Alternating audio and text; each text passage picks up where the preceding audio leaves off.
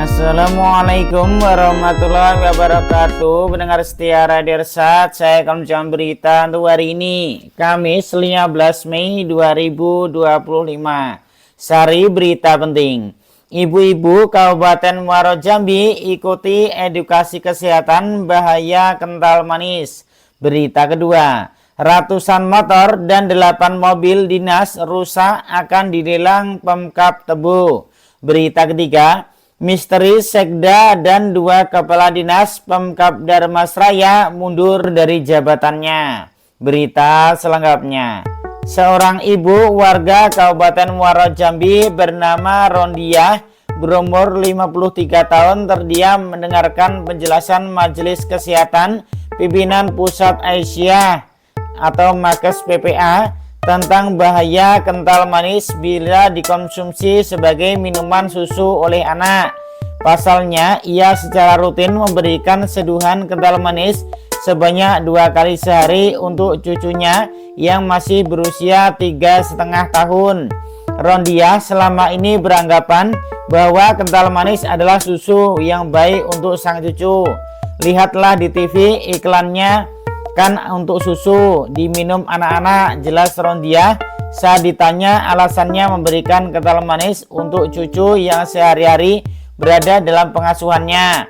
Lebih lanjut, Rondiah mengaku senang dapat mengikuti edukasi yang diselenggarakan oleh Makes PPA tersebut, sebab ia jadi lebih paham apa saja yang boleh dan tidak boleh dikonsumsi oleh cucunya.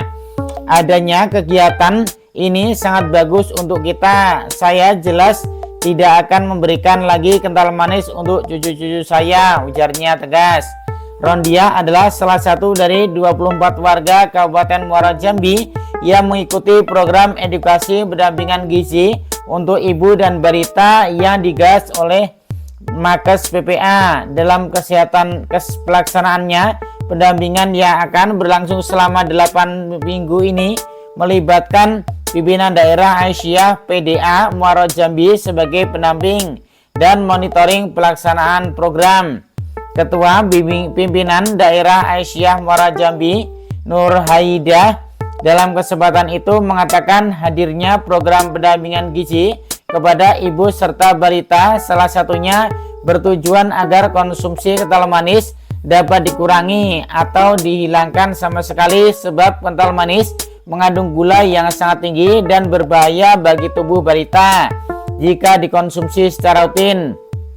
Kita terus edukasi kepada masyarakat bahaya kental manis yang diberikan ibu pada balita agar tidak diperbolehkan lagi, kata Nur Haidah dalam acara program edukasi dan pendampingan gizi ibu dan balita Sabtu 3 Mei 2025.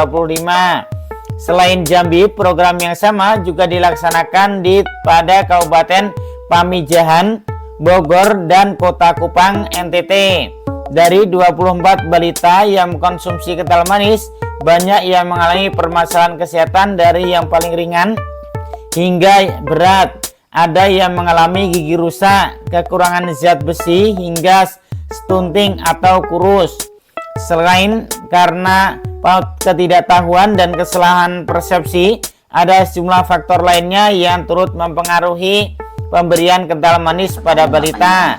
Umumnya faktor lainnya berkaitan dengan ekonomi, yaitu harganya yang murah dan terjangkau dan sesuai dengan penghasilan warga yang rendah, serta iklan di media massa maupun media sosial yang membuat masyarakat berasumsi bahwa kental manis adalah susu. Sumber berita Jambi Update. BPOM memberikan imbauan kental manis bukan untuk diseduh. Mengapa demikian? Menurut Dr. Teresia Rina Yunita, larangan menyeduh kental manis oleh BPOM didasari oleh kandungan di dalamnya. Produk kental manis mengandung gula yang cukup tinggi. Alasan lainnya, kental manis ditujukan sebagai topping saja atau bahan pelengkap pada makanan. Berikut ini sejumlah efek buruk minum susu kental manis yang diseduh bagi kesehatan tubuh.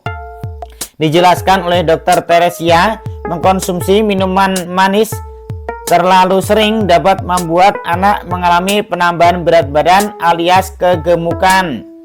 Bahaya minum susu kental manis yang diseduh selanjutnya adalah resistensi insulin. Kondisi ini terjadi karena sel-sel tubuh tidak lagi dapat menggunakan gula darah dengan baik.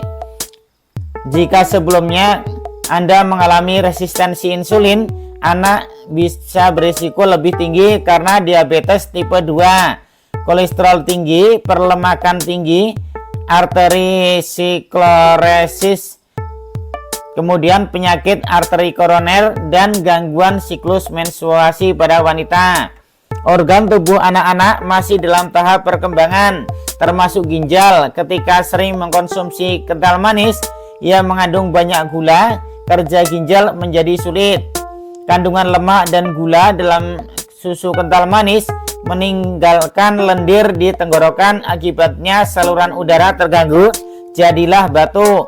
Konsumsi berlebihan makanan dan minuman tinggi gula seperti kental manis dapat menyebabkan kerusakan dan sakit gigi. Sumber berita Klik Dokter. Berita kedua, pemerintah Kabupaten Tebo berencana melelang ratusan kendaraan dinas yang sudah tidak layak pakai. Tercatat sebanyak 203 unit kendaraan roda 2 dan 8 unit kendaraan roda 4 akan segera masuk daftar lelang karena mengalami kerusakan berat. Kendaraan-kendaraan tersebut mayoritas berasal dari aset bekas kepala desa serta dari lingkungan Dinas Pendidikan Kabupaten Tebo. Wakil Bupati Tebo, Nazar Effendi, menyampaikan bahwa langkah ini dilakukan untuk menertibkan pengelolaan aset daerah sekaligus meringankan beban anggaran pendapatan dan belanja daerah APBD dari biaya perawatan kendaraan yang sudah tidak produktif daripada membebani angsuran daerah dengan biaya perawatan kendaraan yang rusak berat. Akan kita lelang, ujarnya Rabu 14 Mei 2025. Wabub Najar menjelaskan bahwa kendaraan roda 2 yang akan dilelang dalam kondisi rusak berat, sedangkan kendaraan roda 4 yang diajukan untuk dilelang sudah memiliki kelengkapan surat-surat. Lelang ini, kata Nazar, merupakan bagian dari komitmen pemerintah Kabupaten Tebo untuk menata ulang tata kelola aset agar lebih tertib, efisien, dan transparan. Pemerintah juga akan terus melakukan evaluasi terhadap aset-aset yang sudah tidak bisa dimanfaatkan secara optimal guna meningkatkan kualitas pelayanan publik. 3 kendaraan dinas roda 2 yang berada di Dinas Pendidikan dan Kebudayaan Kabupaten Tebo hingga kini ternyata masih ada di tangan pegawai purna tugas atau pensiunan. Hingga saat ini kendaraan tersebut belum dikembalikan oleh yang bersangkutan. Namun pihak Dinas Pendidikan mengklaim sudah mengetahui keberadaan kendaraan dan akan segera ditarik. Hal itu diketahui setelah Wakil Bupati Tebo, Nazar Effendi, melakukan apel kendaraan dinas roda 2 di kantor dinas Kabupaten Tebo Rabu 14 Mei 2025. Dalam kegiatan tersebut, data yang masuk sebanyak 106 kendaraan, terdata sebanyak 3 unit kendaraan dinas masih berada di tangan pegawai yang telah purna tugas atau pensiun. Meski demikian, Wabub menegaskan bahwa aset tersebut akan tetap akan ditarik kembali oleh pemerintah daerah. Langkah ini diambil sebagai bagian dari upaya penertiban dan efisiensi penggunaan aset pemerintah. Rekomendasi untuk Anda, Wabub Nazar juga menjelaskan bahwa banyak kendaraan roda 2 yang sudah dalam kondisi rusak berat dan tidak layak pakai. Oleh karena itu, pemerintah berencana melakukan lelang terhadap kendaraan-kendaraan tersebut guna mengurangi beban biaya perawatan yang harus ditanggung melalui anggaran pendapatan dan belanja daerah APBD. Daripada membebani anggaran dalam biaya perawatan kendaraan yang rusak berat akan kita lelang, ungkapnya. Sementara itu, Kepala Dinas Pendidikan Tebo, Adi Nofriza, mengatakan 3 kendaraan dinas pendidikan yang dipakai oleh purna tugas sudah ada kejelasan informasi terkait kendaraan tersebut. Ya, sedang kita sisir kendaraan tersebut, terangnya. Sementara yang lain sudah terdata dan telah datanya sedang disimpan di bagian aset Bakeuda Tebo. Kendaraan yang rusak berat di Dinas Pendidikan sekitar 42 kendaraan. Sekiranya bertambah akan diinformasikan. Kendaraan yang rusak berat akan dilakukan lelang ibunya. Sumber berita Tribun News. Berita ketiga, 3 pejabat eselon 2 di pemerintah Kabupaten Pemkab Dharmasraya dikabarkan mundur dari jabatan hanya 84 hari pasca pelantikan Bupati Anissa. Ketiganya adalah Sekretaris Daerah Sekda Aldisman, Kepala Badan Perencanaan Pembangunan Daerah dan Penelitian Pengembangan Baperida Parianto, serta PLT Kepala Dinas Pekerjaan Umum dan Perumahan Rakyat PUPR Andar Atmaja. Kabar tersebut disampaikan langsung oleh Sekda Aldisman saat memimpin apel pagi di halaman kantor Bupati Dharmasraya Rabu 14 Mei 2025.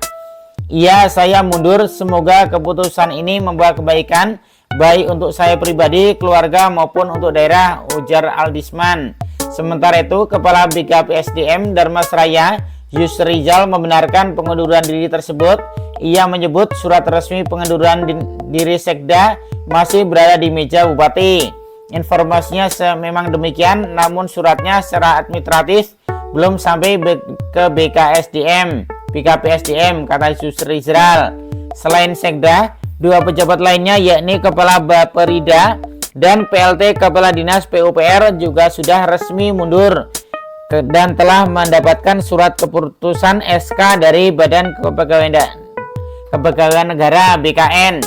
Menurut Yusrizal, Kepala Baperida Parianto mengundurkan diri karena alasan kesehatan. Sementara itu, Andar Atmaja yang menjabat kepala sebagai PLT Kadis PUPR memilih mundur karena alasan keluarga. Pak Parianto saat ini sudah ditempatkan sebagai staf di Badan Keuangan Daerah BKD, sedangkan Pak Andar kembali bertugas sebagai staf di Dinas PUPR, jelas Yusrizal. Hingga berita ini diturunkan, belum ada pernyataan resmi dari Bupati Dharmasraya terkait pengunduran diri tersebut. Sumber berita Padang Kita. Demikian berita untuk hari ini. Terima kasih atas perhatian Anda. Wassalamualaikum warahmatullahi wabarakatuh.